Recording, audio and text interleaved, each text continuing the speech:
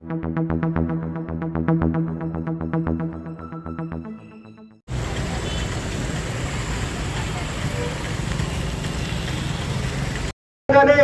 రోజు ఇక్కడ విచ్చేసిన ఈ కార్యక్రమంలో పార్టిసిపెంట్ అయిన ప్రతి ఒక్క తెలుగుదేశం పార్టీ కుటుంబ సభ్యులకి అందరికీ మనస్ఫూర్తిగా ధన్యవాదాలు తెలియజేసుకుంటున్నాము.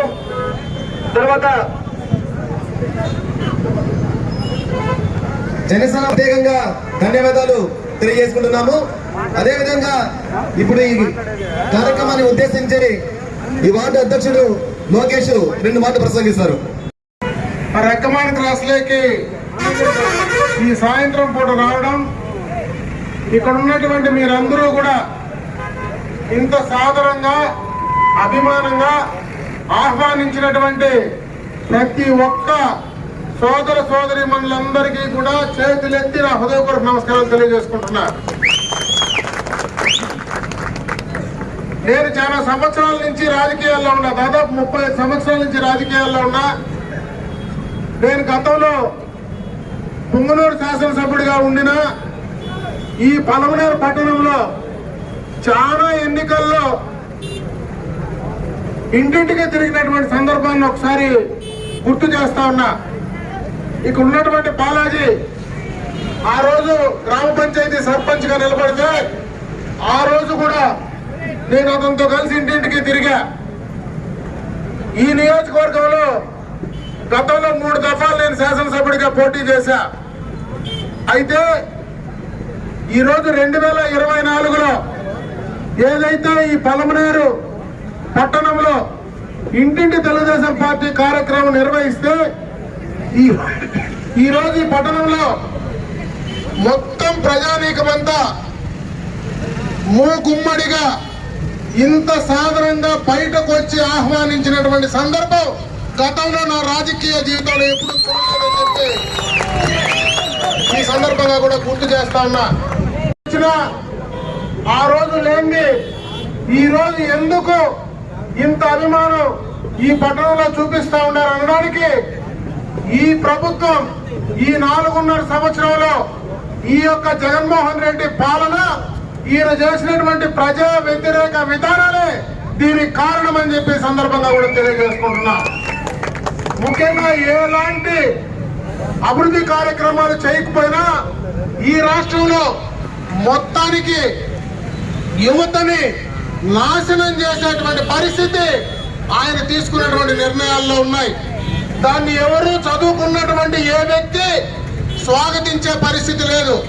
ఈరోజు అన్ని వర్గాలు, ఈరోజు ఉద్యోగ వర్గాలు, ఉపాధ్యాయ వర్గాలు, వ్యాపారస్తులు, మరి ఎస్సీలు, బీసీలు, మైనారిటీలు, అందరూ ఈబీసీలు అందరూ కూడా మూకమ్మడిగా ఈ ప్రభుత్వాన్ని ఎప్పుడు ఇంటికి పంపిస్తాం, ఎప్పుడు మాకు నోటిఫికేషన్ వస్తుంది, ఎప్పుడు ఎన్నికలు వస్తాయి, ఎప్పుడు మేము ఓటేసేదానికి ముందుకు రావాలనేటువంటి ఆలోచన, ఆకాంక్ష ఈ రోజు ప్రజల మధ్య కనపడతా ఉందని చెప్పి సందర్భంగా కూడా తెలియజేసుకుంటున్నా.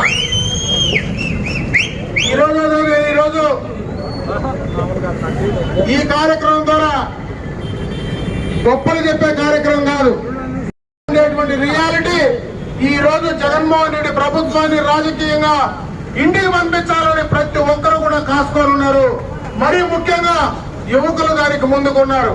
ఈ రోజు ఈ పట్టణంలో ఈ 4.5 సంవత్సరంలో ఏం కార్యక్రమాలు చేశారో ఒకసారి మీరు ఆలోచించుకోమంటా ఉన్నా.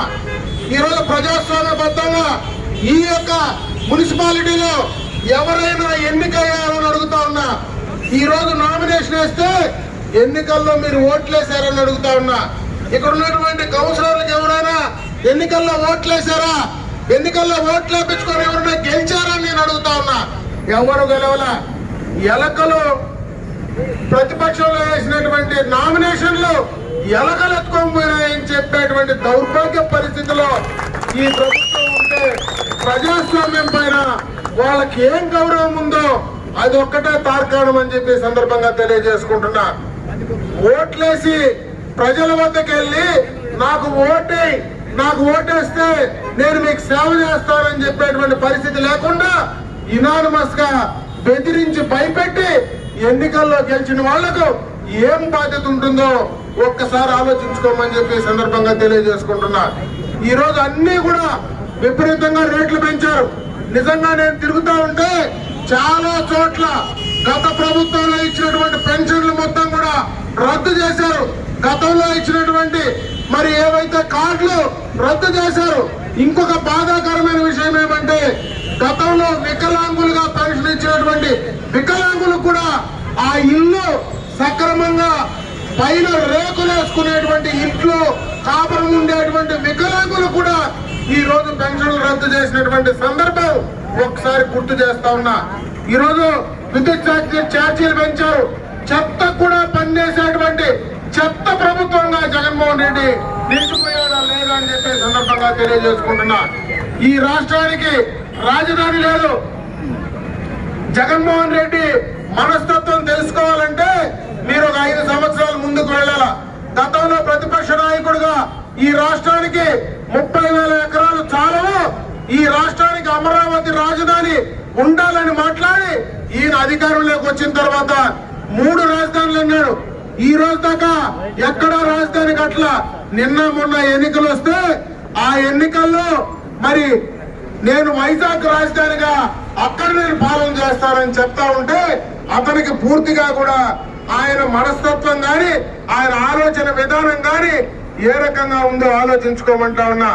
ప్రభుత్వంలో ఉండేటువంటి ప్రజాప్రతినిధులు మొత్తం కూడా అవినీతిలో కూడకపోయారు. ఈ రోజు ఇసుక పూర్తిగా కూడా దోపిడీ చేస్తున్నారు, మైన్స్ దోపిడీ చేస్తా ఉన్నారు.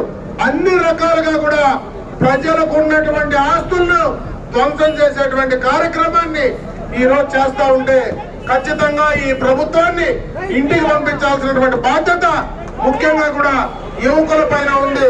నేను దయచేసి యువకులకు నేను విజ్ఞప్తి చేసేది మీ భవిష్యత్తు కోసం, మీ యొక్క భవిష్యత్తు కోసం ఈ రాష్ట్రంలో జగన్మోహన్ రెడ్డి లాంటి వ్యక్తిని రాజకీయంగా ఇంటికి పంపించండి.